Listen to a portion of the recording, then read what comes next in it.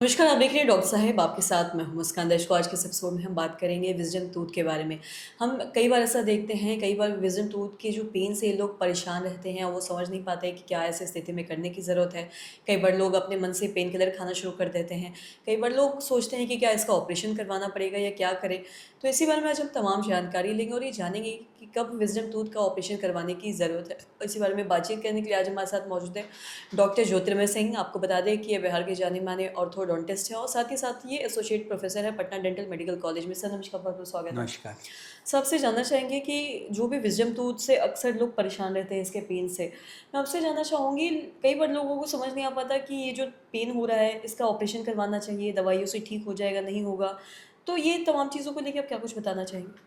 देखिए, wisdom tooth एक natural phenomena है जो कि सबको आता है और इसका उम्र जो है 18 साल से लेके 25 साल के बीच होता है अमूमन, जो 18 से 25 साल में आ जाता है। किसी-किसी का नॉर्मली वो आ जाता है। वो नॉर्मल कब आएगा? जब आपका आर्च लेंथ और आर्च विड्थ सही हो, मतलब उसके आने का जगह हो।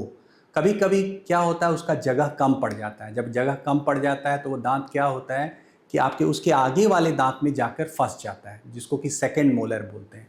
और विज़डम टूथ जो है वो थर्ड मोलर है।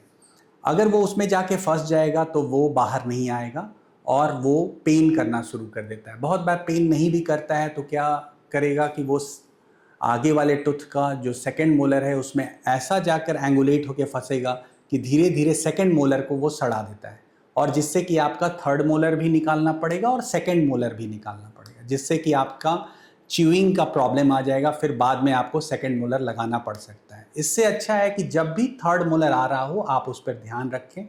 शुरू में हर आदमी को जब थर्ड मोलर आता है तो वहाँ स्वेलिंग, हल्का फुल्का पेन या इरिटेशन ये होता है, ये नॉर्मल है। लेकिन अगर ये ज़्यादा बढ़ रहा है, बार बार आपको इंडिकेशन दे रहा है, शरीर में कोई भी बीमारी होती है उसके 3 ही इंडिकेशन है, या तो वो पेन होगा या फिर इन्फ्लामेशन होगा और वहाँ कलर चेंज होगा।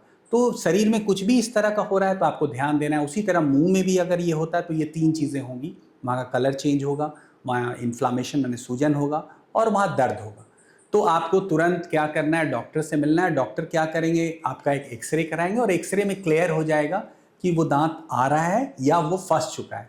अगर वो फंस गया है तो उसको इम्पैक्टेड टूथ बोलते हैं और इम्पैक्टेड टूथ सर्जिकली हटा देना चाहिए। अगर आप उसे छोड़ते हैं तो आप दो प्रॉब्लम आएगा। एक तो आपका सेकंड मोलर डैमेज हो सकता है अगर वो एंगुलेट होकर सेकंड मोलर में चला गया है तो, और दूसरा अगर वो वहीं है तो बाद में वो सिस्ट बना सकता है, और सिस्ट अगर मैंडिबुलर नर्व के पास हुआ तो ऑपरेट करते समय जब सिस्ट को हटाया जाता है तो बहुत बार पैरेस्थेसिया हो जाता है, नर्व वहाँ सूने पड़ जाते हैं या नर्व डैमेज हो जाता है।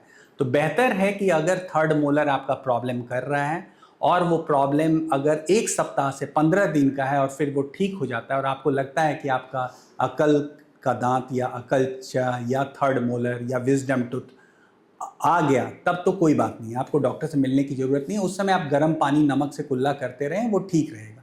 लेकिन अगर ये हमेशा 15-20 दिन के बाद भी महीनों महीनों ये दर्द हो रहा है तो तुरंत अपने नज़दीकी डेंटल सर्जन से मिलें, और वो इतना कैलिबर रहता है कि वो आपको बता देंगे कि वो आगे चल के क्या करेगा, और उनका जो एडवाइस होगा किसी भी अच्छे ओरल सर्जन से मिलकर आप उसका इम्पैक्शन का सर्जरी करा दें। और ये ध्यान रखें कि वो बढ़े नहीं, जिससे कि आपको आगे चल के सिस्ट हो जाए या आपका सेकंड मोलर खराब हो जाए। जी। सो बहुत-बहुत शुक्रिया तमाम जानकारी देने के लिए। तो आशा करते हैं दर्शकों कि आप भी समझ पाए होंगे कि अगर विज़डम टूथ के दर्द से आप भी परेशान हैं तो ऐसी स्थिति में आपको क्या करने की ज़रूरत है। जैसा कि डॉक्टर साहब ने तमाम जानकारी दी है, तो आशा करते हैं जो तमाम जानकारी है आपके लिए लाभदायक रहे। तो आज की इस वीडियो में इतना ही। अगर आपने तो चैनल को सब्सक्राइब नहीं किया तो तुरंत कर लें। साथ ही हमारे फेसबुक पेज को लाइक करें। वीडियो देखने के लिए आपका धन्यवाद।